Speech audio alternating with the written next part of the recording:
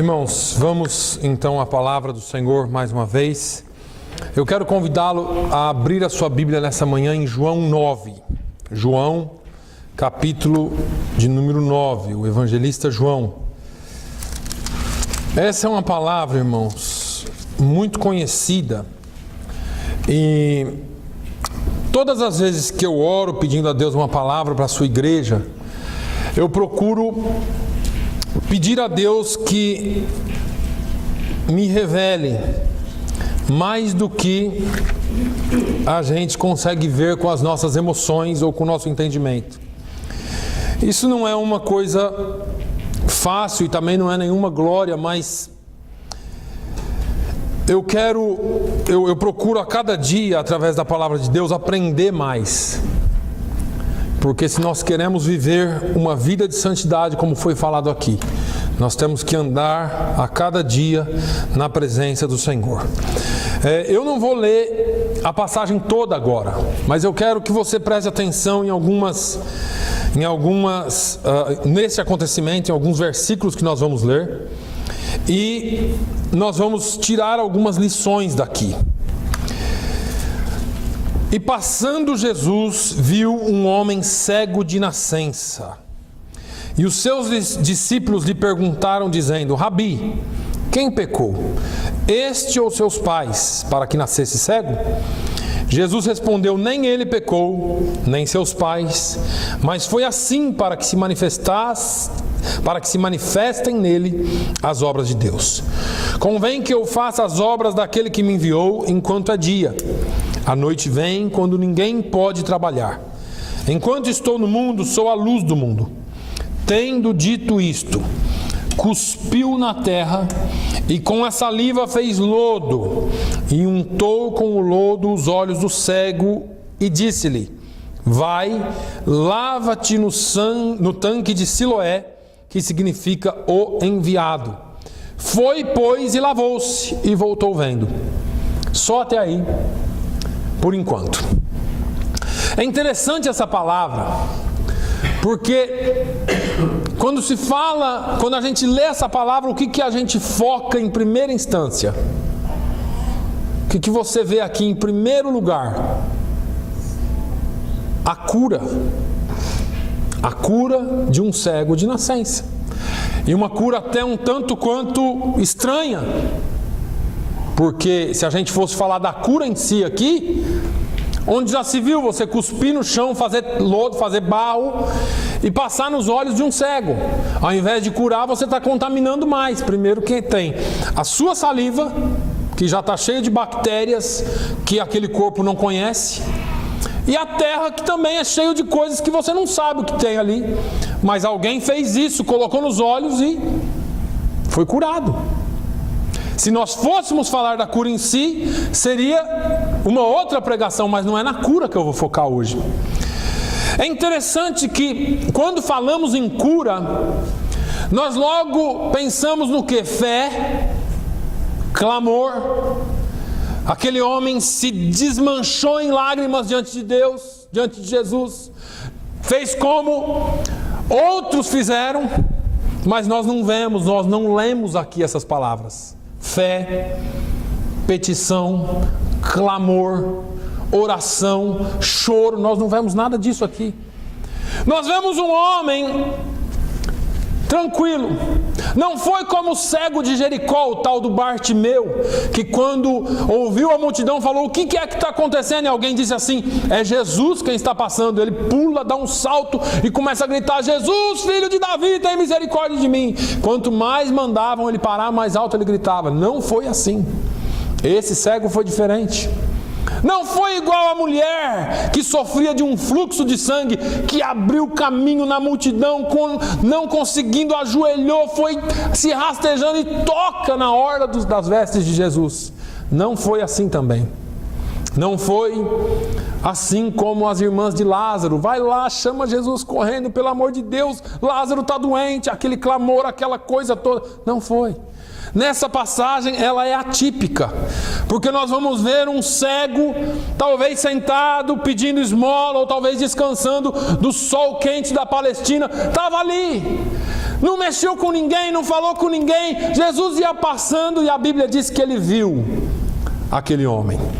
Eu não sei se houve ali um comentário, se Jesus foi até ele, se aqueles homens simplesmente perceberam que Jesus tinha visto ele e começou aquela conversa. No entanto, a conversa que se iniciou, talvez eu diria que é como a conversa dos crentes hoje, né? Ô Jesus, mestre, quem é o pecador nessa história? O crente ama esse negócio de apontar erros, de dizer quem está errado, de dizer quem pecou. Quem pecou, mestre? Ele ou os pais dele? Porque não é possível. O cara é cego. Alguém só pode ter pecado.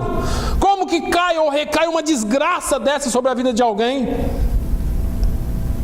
A nossa visão das coisas podem ser distorcidas, dependendo de como aprendemos ou enxergamos a vida, principalmente a vida dos outros. Porque nós temos o péssimo costume de nos colocarmos em uma posição superior, porque os nossos problemas são diferentes uns dos outros. Eu não sei se os irmãos se lembram aqui, eu já falei que bom seria se a gente pudesse trocar de problemas, porque eu tenho a solução para os seus e você tem sempre para os meus. A gente sempre sabe o que fazer com o problema dos outros, a gente só não sabe o que fazer com os nossos. Seria ótimo se a gente pudesse trocar, né? O problema do mundo se resolvia, mas não é assim, porque a gente, numa linguagem bem popular, a gente senta em cima e aponta dos outros. E Jesus falou disso. Nós nos vitimamos, nós achamos que o nosso problema é maior, mas o dos outros, ou melhor, o nosso problema é menor, o dos outros é que é grande. E Jesus, ele fala: como você pode dizer a teu irmão, deixe-me tirar o argueiro que está no teu olho, não atentando tu mesmo na trave que está no teu? Hipócrita, tira primeiro a trave do teu olho, e então verás bem para tirar o argueiro que está no do teu irmão. Jesus, ele não tinha meias palavras, irmãos. Se eu fosse parar aqui também, eu falaria para você: quer ser como Jesus? Para de ter meias palavras, para de dar volta para falar as coisas, para de fazer, e às vezes eu sou até muito direto, mas pare com isso. O Senhor está chamando crentes verdadeiros, pessoas que sejam misericordiosas de verdade, que tenham amor, mas que falem a verdade. O evangelho que tem sido pregado, infelizmente, para a grande massa ou pela grande maioria, é um evangelho complacente, é um evangelho que não está preocupado com o erro dos outros, desde que eu encha esse lugar, porque aí eu vou ter algumas vantagens com isso. É um evangelho do inclusivismo. Venha do jeito que você está, não precisa mudar nada, fica assim, o importante é você estar aqui. Você é muito bem-vindo, Deus tem o melhor para você hoje. E vem com essas palavras de autoajuda, mas não confronta o pecado, não mostra o pecado do pecador. Jesus nunca escondeu o pecado de ninguém. Jesus amou o pecador, Jesus perdoou o pecador, Jesus curou feridas, mas ele não escondia o pecado. A prostituta pronta a ser, ou a adúltera pronta a ser apedrejada, Jesus fala: quem não tem pecado, atire a primeira pedra. Eu acho que ela pensou assim: pronto, estou livre, né? Porque ninguém vai atirar a pedra, agora todo mundo saiu, então ele não vai falar nada para mim. Cadê os teus acusadores, mulher? Foram todos embora, Jesus, não tem ninguém aqui. Então eu também não te acuso, mas tem uma coisa: vai e não peques mais. Você pecou, mas você está livre para ir.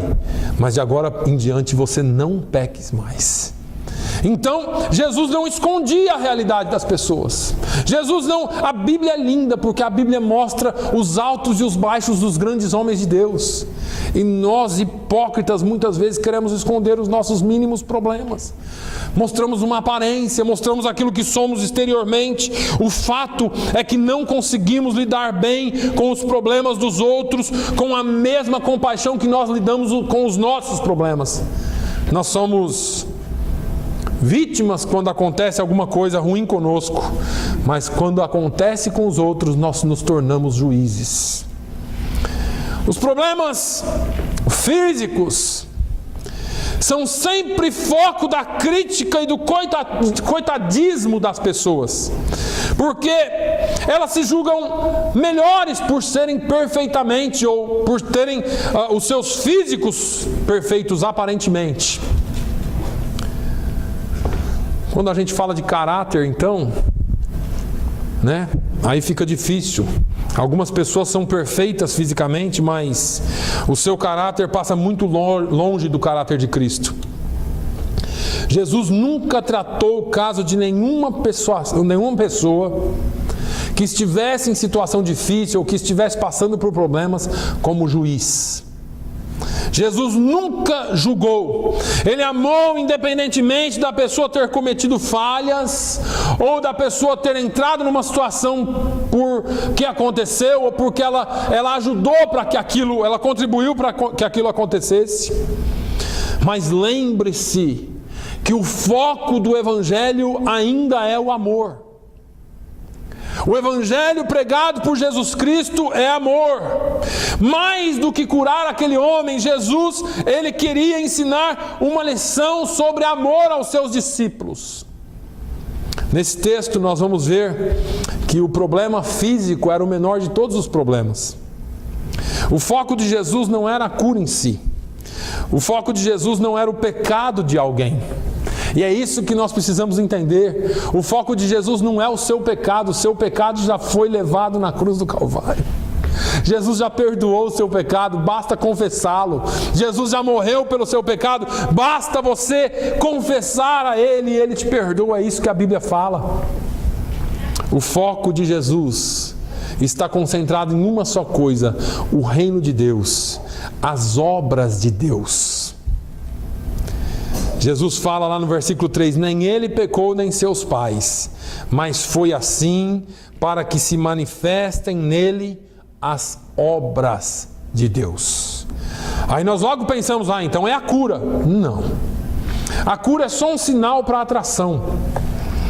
Quem foca no pecado, irmãos, não progride. É interessante que nós vamos ver daqui a pouco que aquele homem, de curado, ele não passa mais a focar na sua cura, mas ele passa a testificar de alguém que ele nem conhecia. Quem fica preso ao pecado não tem tempo, não tem energia para focar nas coisas que realmente importam na nossa caminhada cristã. Jesus, ele foca no seu futuro. Quem vive de passado é o diabo. Quem gosta de mostrar e lançar em rosto é o diabo sobre o seu passado. Ele que fala, lembra? Você está lá do nada. Lembra quando você está lá do nada, me vem aqueles pensamentos assim na sua cabeça? Do que você fez há 20 anos atrás? Umas coisas que chega a dar frio na barriga, e aquilo te incomoda, aquilo te atrapalha o dia, aquilo atrapalha seus pensamentos. Você tem que repreender em nome de Jesus, porque o diabo é especialista em lançar em rosto o seu pecado no passado. Eu disse aqui, o diabo, ele sabe o seu nome, mas ele te chama pelo teu pecado. Jesus conhece o teu pecado, mas escolhe te chamar pelo nome. Ele te chama pelo nome, com intimidade. Jesus foca no seu futuro. Ele foca naquilo que a sua vida pode ser nas mãos dele, se você se entregar totalmente a ele. Portanto, esqueça o passado, esqueça as acusações, esqueça as coisas que te fazem regredir, te deixam estacionado, sem nenhum progresso. Foque no que Jesus tem para você. É interessante a afirmação de Jesus, para que se manifestem nele as obras de Deus. Jesus não estava falando aqui só da cura, irmãos. Quando olhamos o texto, conseguimos entender de maneira geral muito melhor o que é que Jesus está falando. Se nós continuarmos lendo o texto, ele cura aquele homem. E no versículo 8 o texto continua assim: então os vizinhos e aquele que dantes tinham visto que ele era cego, diziam, não é este aquele que estava sentado e mendigava? Uns diziam, é este, e outros, parece-se com ele. E ele dizia, sou eu. Diziam-lhe, pois, como se te abriram os olhos? Ele respondeu e disse-lhes: o homem chamado Jesus fez lodo, untou-me os olhos e disse-me: vai ao tanque de Siloé e lava-te. Então fui e lavei-me e vi. E disseram-lhe, pois, onde está ele? Respondeu: não sei.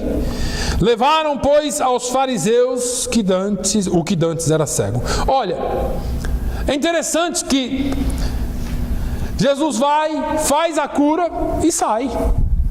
Aliás, Jesus falou: vai lá agora e lava-te. Quando ele foi lá se lavar no tanque de Siloé, Jesus foi embora, foi continuar fazendo as coisas dele. O homem não estava vendo ainda. Quando ele volta vendo, os vizinhos, aqueles que sabiam que ele era cego, ficam lá: como que abriu o seu olho? É você? Sou eu. E como aconteceu isso? Como que você foi curado? Olha, um homem chamado Jesus. Ele passou lá, fez um negócio interessante. Fez barro lá com o cuspe dele mesmo, passou nos meus olhos e me mandou lavar no tanque de Siloé. Eu fui curado. Mas cadê ele? Não sei, eu não vi ainda. A hora que ele saiu, eu ainda era cego. Eu fui lavar por desencargo de consciência. Mas quando eu voltei eu já estava vendo, mas não vi mais ele. Eu só sei que o nome dele é Jesus, porque eu vi uma conversa dele lá com os discípulos dele, sabe? Estava um povinho lá com ele, eu ouvi eles: Jesus, Jesus, Jesus. Eu sei que é Jesus, mas eu não sei onde ele está. Aí eles pegam ele e levam-no para os sacerdotes.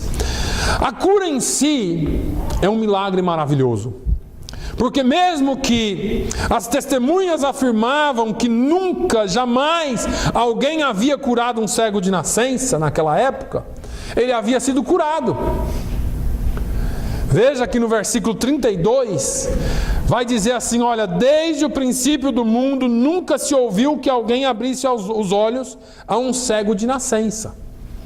No entanto, o que vemos aqui não é só uma cura, é um testemunho poderoso de alguém que reconheceu o poder de Jesus, mesmo sob ameaças. Quando eles levam ele lá para os sacerdotes, e aí levaram, pois, aos fariseus o que dantes era cego, versículo 13, no 14, e era sábado quando Jesus fez o lodo e lhe abriu os olhos. Tornaram, pois, também os fariseus a perguntar-lhe como vira, e ele lhes disse: pôs-me lodo sobre os olhos, lavei-me e vejo. Já falei para vocês, ele fez lá um barro lá e passou nos meus olhos e me mandou lavar. Eu estou falando para vocês. E eles não acreditavam. Então, a questão, irmãos, olha só aonde vai a religião. O cara não via, e agora ele está vendo, mas eles querem investigar como que é. Parecia uma bancada do Conselho de Medicina. Nós queremos saber como foi esse negócio aqui. Ué, como curou? Já falei, foi com lodo. Agora, eles tornaram, pois, também os fariseus a perguntar e tal. Então alguns dos fariseus, versículo 16, diziam: este homem não é de Deus, pois não guarda o sábado. Irmãos, o problema da religião é esse.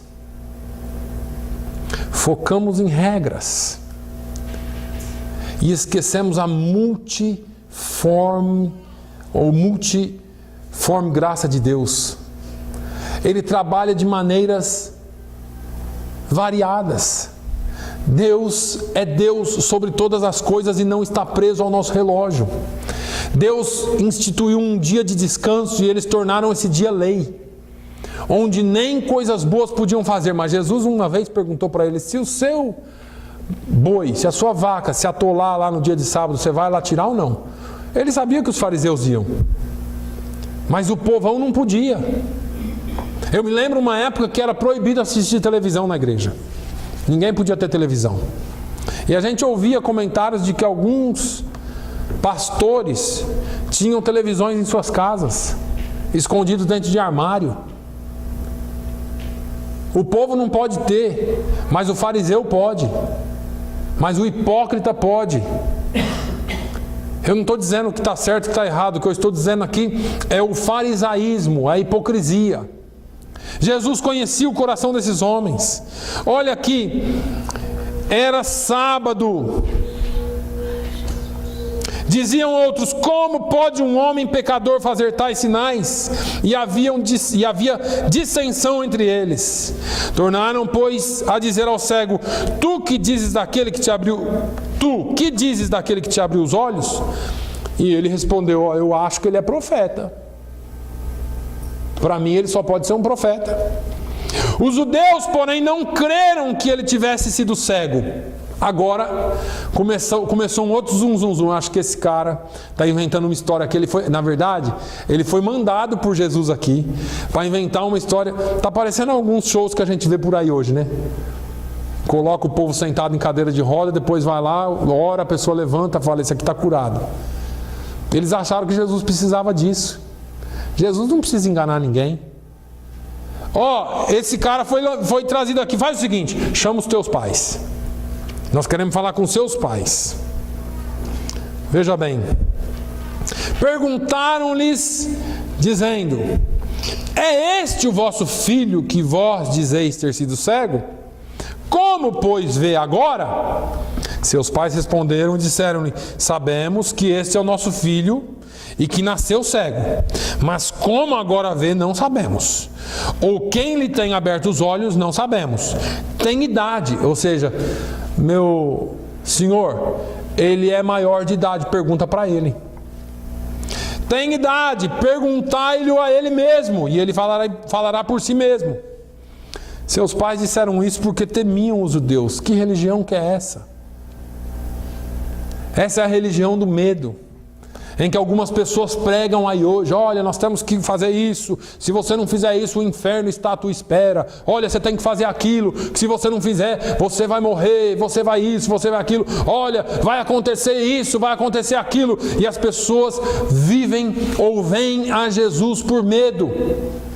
Eu já ensinei aqui, volto a dizer, nos dias de Noé ninguém se converteu. Então foi um fracasso. Não, Deus manteve a raça humana, mas ninguém se converteu, porque pregação por medo não funciona. Quando Deus salva Noé e a sua família, ele, depois disso, não teve outro dilúvio, não teve outra destruição em massa. Até que veio Jesus. E aí Jesus veio para entender por que o homem não responde pelo medo. Por isso que Jesus é a essência do amor. Por isso que Jesus é o amor em pessoa. Porque eles entenderam que pelo medo ninguém ia se converter. Se você não fizer, eu te mato. Mata. Vai cair isso na sua cabeça. Caia. Ninguém vai se converter assim, irmãos. Jesus disse assim: olha, o mundo saberá que vocês são os meus discípulos quando vos amardes uns aos outros. O princípio de Jesus para a sua igreja é o amor. O princípio de Jesus para a salvação ainda é o amor. Ele não mudou. Ele não mudou. Então, esses homens, eles só conheciam a religião. Eles não conheciam o que era, na verdade, amor. Os pais temiam. E eles já haviam, olha, os pais temiam porque já os judeus tinham resolvido que se alguém confessasse ser ele o Cristo, seria expulso da sinagoga. Por isso é que os pais lhes disseram: tem idade, perguntai-lhe a ele mesmo. Chamaram, pois, pela segunda vez o homem que tinha sido cego e disseram-lhe: dá glória a Deus, nós sabemos que esse homem é pecador. Aí ele dá a melhor resposta que alguém poderia dar: se ele é pecador, eu não sei. Uma coisa sei, e é que, havendo eu sido cego, agora vejo. Irmãos, contra fatos não há argumentos. Aquele homem era cego e agora via. E aí, eles perguntam de novo: como aconteceu isso? Ele fala: eu já falei mais uma vez. Eu acho que vocês estão querendo ser discípulo dele também. Foi a resposta dele aqui. Vocês estão perguntando tanto, olha aqui, versículo 27, respondeu-lhes: já vos disse e não ouvistes. Para que o quereis tornar a ouvir? Quereis vós porventura fazer-vos também seus discípulos? Então o injuriaram e disseram: discípulo dele sejas tu, nós porém somos discípulos de Moisés. Nós bem sabemos que Deus falou a Moisés, mas este não sabemos de onde é. O homem respondeu e disse-lhes: nisto pois está a maravilha, que vós não saibais de onde ele é, e me abriste os olhos. Ora, nós sabemos que Deus não ouve a pecadores, mas se alguém é temente a Deus e faz a sua vontade, a esse ouve. Desde o princípio do mundo nunca se ouviu que alguém abrisse os olhos a um cego de nascença. Se este não fosse de Deus, nada poderia fazer. Responderam eles e disseram-lhe: tu és nascido todo em pecados, e a nós nos ensina a nós, e expulsaram-no. Quando você não pode contra um fato, quando você não tem argumento contra um fato, expulsa. A religião faz isso. Qualquer um que questionar qualquer coisa numa instituição religiosa que for contra os princípios religiosos será expulso. Quem é crente há mais tempo aqui sabe do que eu estou falando. Você não pode questionar, você é rebelde se você questionar. Você não pode questionar porque isso é contra os princípios. Deixa eu voltar aqui para a minha pregação, que eu não quero ser crítico. Para que se manifestassem nele as obras de Deus. A obra de Deus, ou as obras de Deus, sempre se manifestarão em nós pelo testemunho que damos dele. Já foi falado aqui hoje pela poesia da irmã Alzira, não adianta você sair aí no Parque Kennedy gritando e dizendo: aceita Jesus, aceita Jesus, aceita Jesus, mas amanhã você sai e fica devendo na padaria. Mas você no trânsito xinga, mas você não tem paciência, mas você é uma pessoa violenta, mas você não tem amor pelo pecador, você não sente nada quando você vê alguém morrendo na miséria do pecado. Não adianta nada a sua aparência. As obras de Deus se manifestam na sua vida pelo seu testemunho. Jesus disse em João 15,16: não me escolhestes vós a mim, mas eu vos escolhi a vós, e vos nomeei, para que vades e deis fruto, e o vosso fruto permaneça. Irmãos, Gálatas, Paulo fala aos Gálatas no capítulo 5 o que é o fruto do Espírito na nossa vida. Ele fala: olha, o fruto do Espírito é amor, gozo, paz, longanimidade, benignidade, bondade, fé, mansidão, temperança. E contra essas coisas não há lei. Os que são de Cristo crucificaram a carne com as suas paixões e concupiscências. Se vivemos em Espírito, andemos também em Espírito. Aqueles crentes que acham que frutos estão somente ligados às pessoas que você traz para Jesus na igreja, você está redondamente enganado. O primeiro fruto que tem que permanecer na sua vida é o fruto do Espírito, é o fruto da transformação, é o fruto daquilo que Jesus fez na sua vida, pelo milagre de ter salvado você. O primeiro fruto que Deus espera de nós é o fruto de um cristão verdadeiro. É o fruto de que você vá lá fora e seja alguém distinto, alguém diferente, alguém que faça a diferença. Não ser misturado com todo mundo. A pessoa olha para você e não sabe quem é você, porque o seu linguajar é o mesmo do mundo, o seu andar é o mesmo do mundo, o que você veste é o mesmo que o mundo veste. Eu não estou falando nem de calça e nem de saia, eu estou falando de decência. A forma como você se comporta nos lugares não mostra que você é um cristão. Aquele homem impressionou a todos porque, a despeito dele não conhecer bem quem tinha feito o milagre na vida dele, ele deu testemunho daquele que havia feito o milagre na vida dele.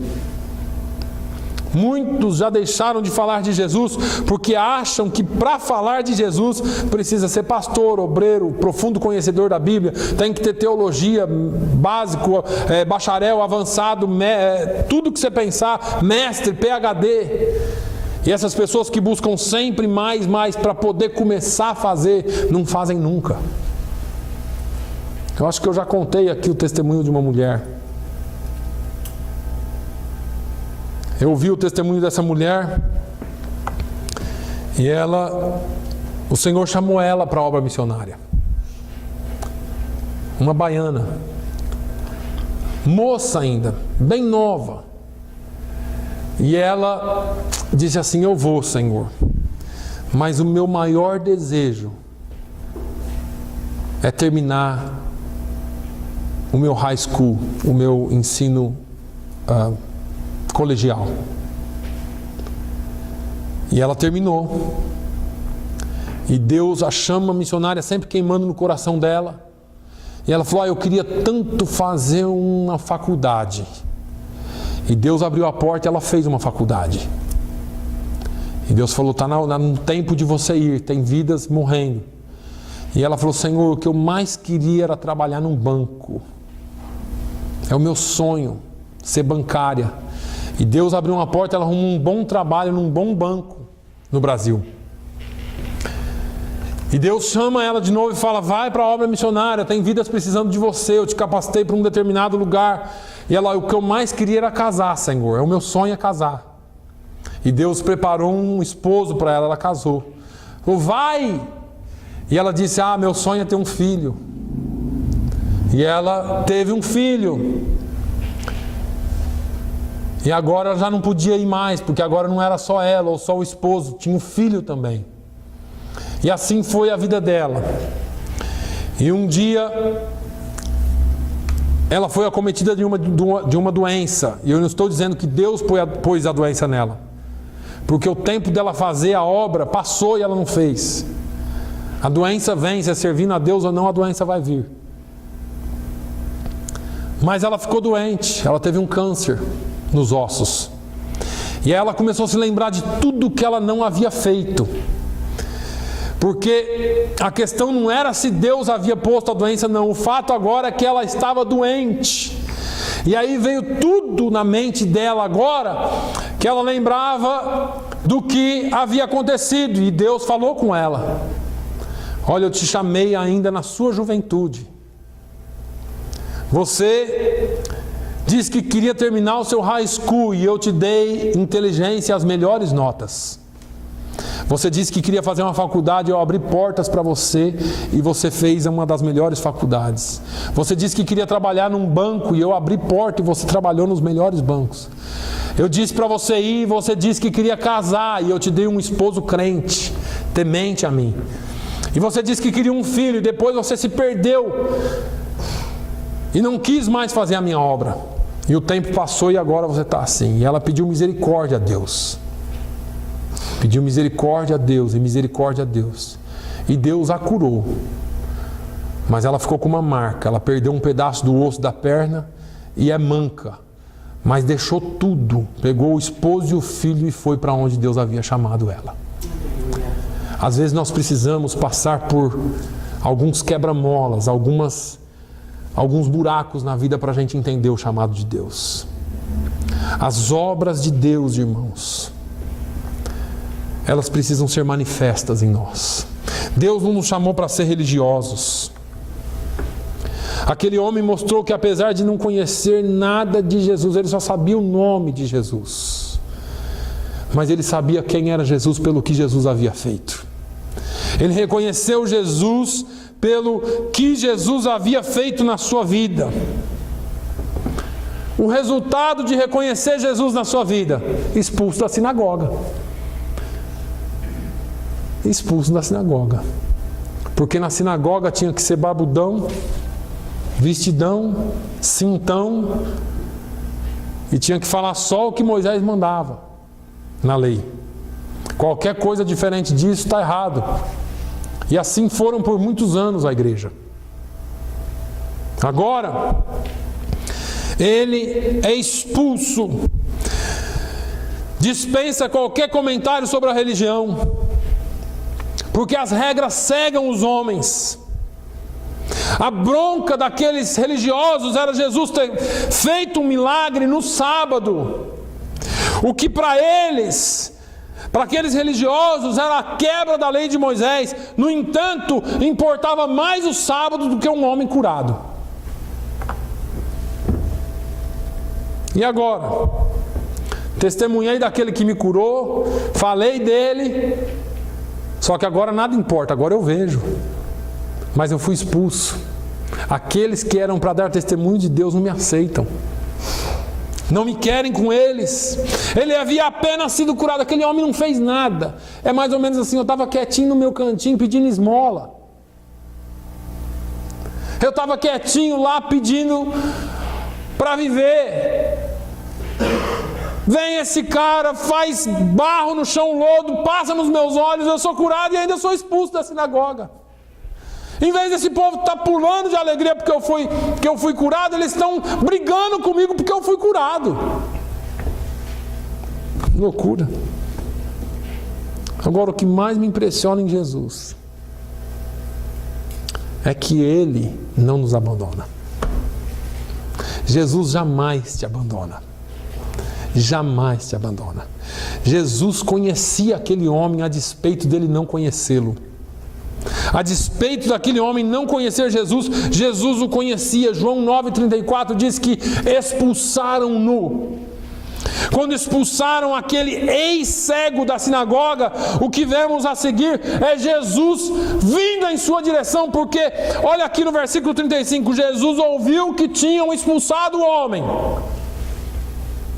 Quando Jesus ouviu que tinham expulsado, Jesus falou para os discípulos, vamos voltar lá, porque expulsaram o sujeito. Eu acredito que foi assim, eu só estou parafraseando. Voltando, encontrando, disse, pelo que você está falando aí, você crê no Filho de Deus? Porque Jesus tinha que ter alguma informação dele para perguntar isso. Você crê no Filho de Deus? O primeiro encontro de Jesus com aquele homem foi para curá-lo.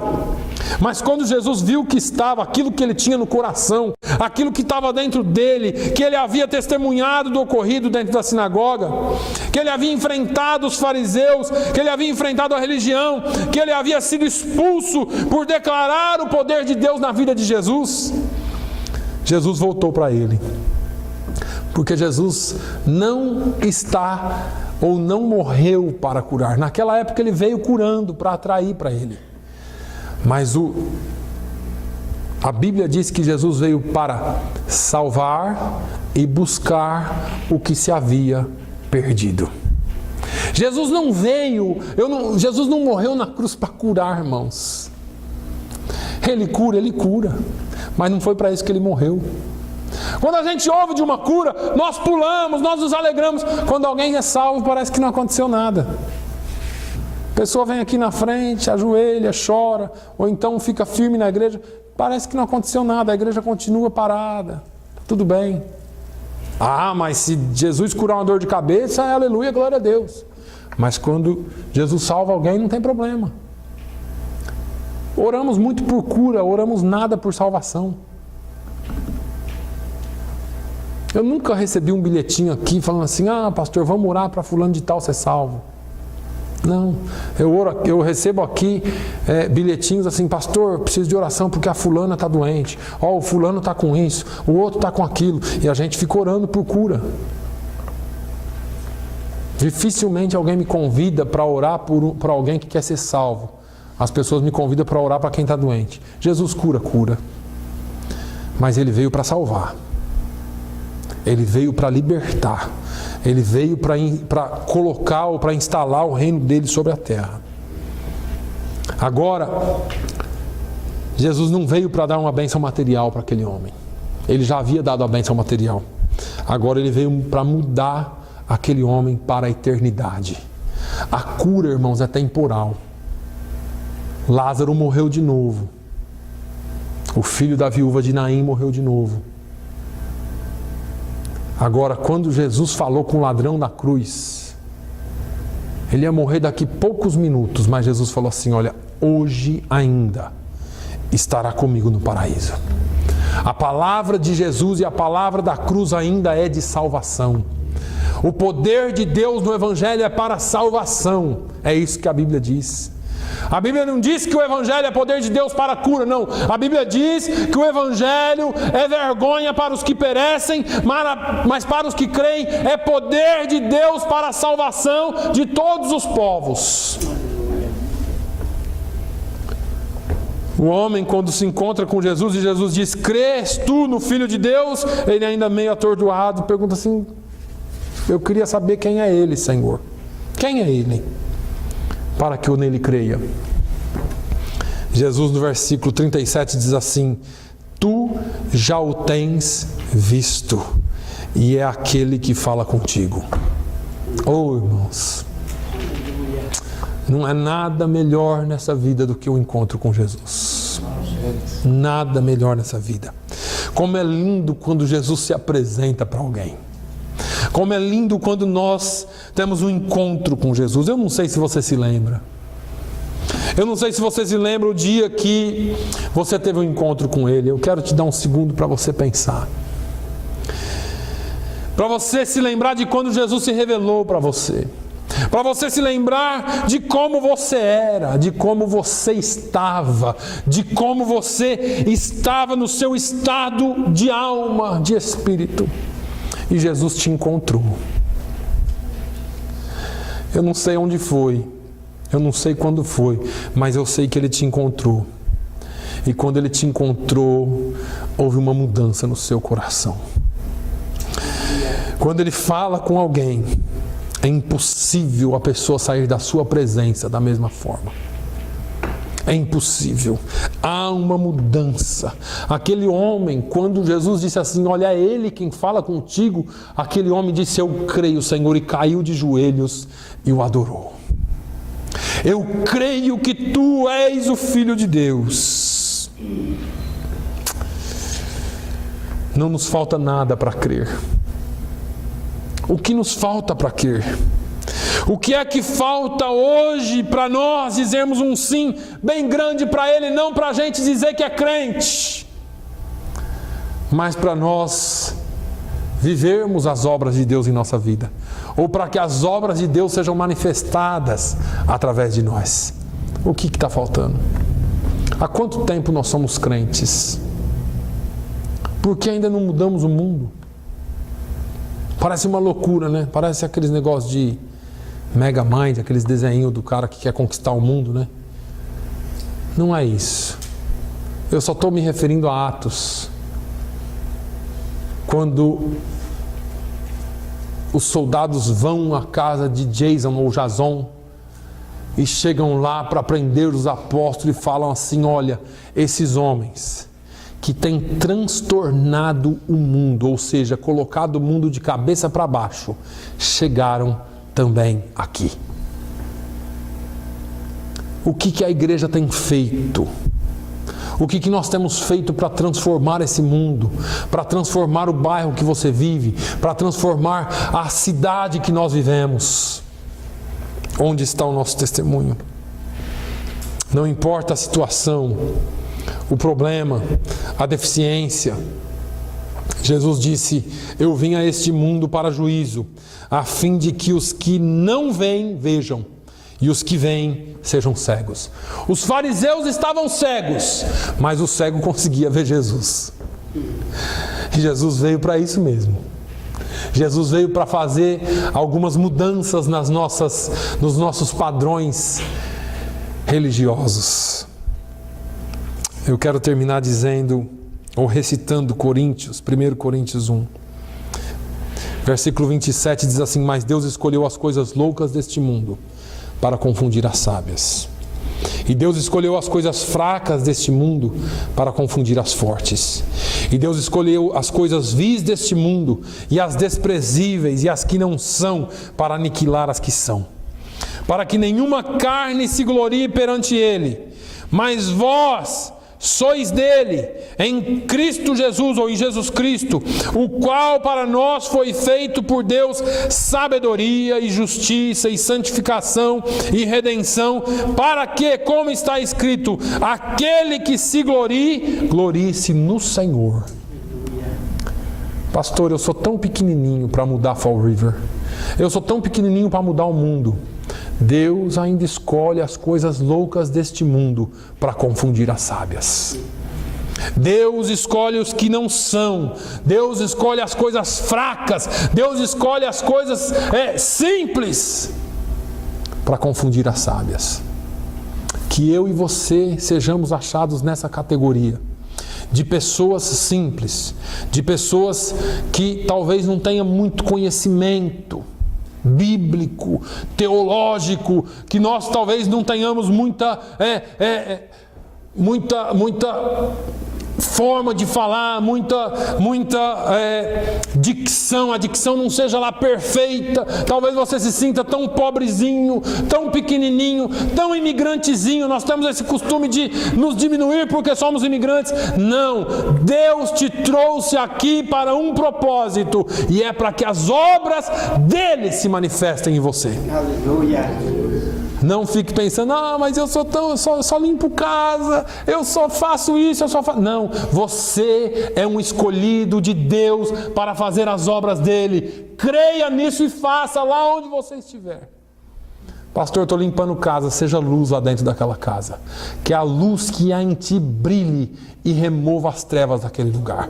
Ore no lugar que você chega. Coloque a planta do seu pé, pedindo para que Deus te dê, não fisicamente. Porque isso é inveja, querer a casa dos outros. Mas que Deus te deu espaço espiritualmente. Senhor, eu vou entrar aqui hoje, mas que haja salvação nessa casa. Senhor, crie oportunidades para eu demonstrar o seu amor aqui hoje. Você não sabe o que aquelas pessoas estão passando. Você não sabe quem você vai encontrar. Mas você pode encontrar alguém e ser uma bênção na vida dele. Amém? Aleluia. Que Deus use a sua vida poderosamente no nome de Jesus. Vamos orar. Pai, eu te louvo. Eu te louvo, Senhor, porque o Senhor nos ensina em coisas que às vezes nós não entendemos. Nós te louvamos pelo milagre da cura, sim. Mas eu quero, Senhor, te pedir que o milagre das tuas obras se manifeste em nós, poderosamente. E que o maior de todos os milagres passe a ocorrer com mais frequência em nosso meio, que é a salvação de almas. Senhor, nós não estamos aqui pregando o nome de uma igreja. Nós não estamos aqui pregando o nome de uma denominação. Nós estamos pregando aqui o nome de Jesus, que é sobre todo nome. O nome ao qual um dia todo joelho se dobrará e toda língua confessará que é Senhor, para a glória de Deus Pai. Meu Deus, no nome de Jesus é que nós estamos te pedindo. Usa-nos poderosamente em suas mãos. Que o teu Santo Espírito nos dirija, nos encaminhe, nos coloque em lugares estratégicos para que nós façamos a tua obra. Meu Deus, o Senhor pode. Basta ter um coração voltado para ti, que o Senhor pode fazer grandes milagres. Senhor, faça os teus milagres acontecer. Que pessoas sejam usadas aqui poderosamente onde quer que elas estejam, para fazer, Senhor, a tua obra, para fazer, Senhor, que o teu nome seja glorificado para sempre. Meu Deus, ainda que venham as dificuldades, ainda que venham as perseguições como vieram sobre este homem, que o Senhor, que é Deus, que é Pai, que nunca nos abandone, nos dê a confiança, nos dê, Senhor, a ousadia de continuar fazendo a tua obra. Meu Deus, obrigado, porque o Senhor não nos abandona. Pai, no nome de Jesus, nos dê uma semana abençoada. Que o teu nome seja glorificado em nossas vidas sempre, para a honra e glória do teu nome. Que não permita que nenhum de nós tragamos vergonha para o teu evangelho e para o teu nome, mas que a nossa vida seja expressão do teu amor em tudo. No nome de Jesus, nós te louvamos e agradecemos. Amém, amém. Que o amor de Deus, a graça do nosso Senhor e Salvador Jesus Cristo, a comunhão e a consolação do Espírito Santo seja sobre todo o povo de Deus, hoje e sempre. Todos digam amém. Amém.